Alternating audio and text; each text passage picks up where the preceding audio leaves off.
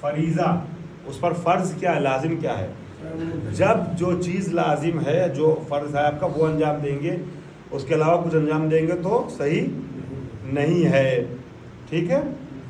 تو اب اگر بیمار ہے اور پانی نقصان کرے گا، یا پانی سے وضو کر لے تو پیاسا رہ جائے گا، تو ایسی صورت میں اس کا فرض وضو ہے تیمم.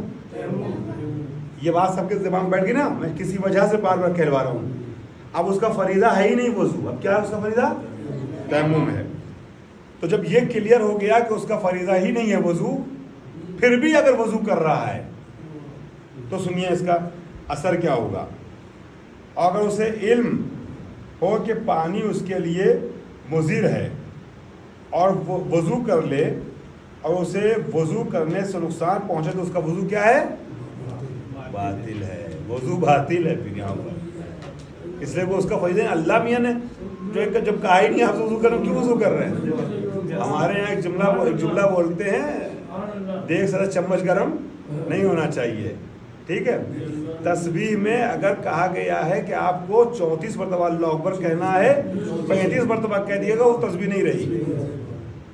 اگر نماز، وہ جو نماز اعمال شب قدر ہوتا ہے، اس میں آپ سے کہا گیا استغفر اللہ واتوب الیہ پڑھنا ہے. اعمال شب قدر کی نماز کے بعد 2 رکعت نماز پڑھتے ہیں نا، 70 مرتبہ کتنی کیا پڑھنا ہے؟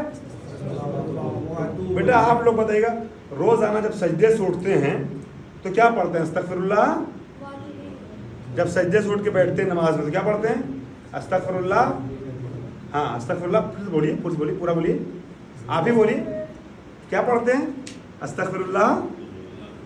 شرمائیے نہیں، ابھی تو بول رہے تھے نا، بولیے. ہاں استغفر اللہ ربی واتوب الیہ. کیا بولتے ہیں؟ ہاں ربی واتوب الیہ. اور اب آپ لوگ بڑے لوگ بتائیے، ہمارے شب قدر میں کیا پڑھتے ہیں ہم؟ جی ربی نہیں پڑھتے، روز پڑھتے ہیں استغفر اللہ ربی واتوب الیہ. ہمارے شب قدر میں پڑھتے ہیں 70 مرتبہ استغفر اللہ واتوب الیہ.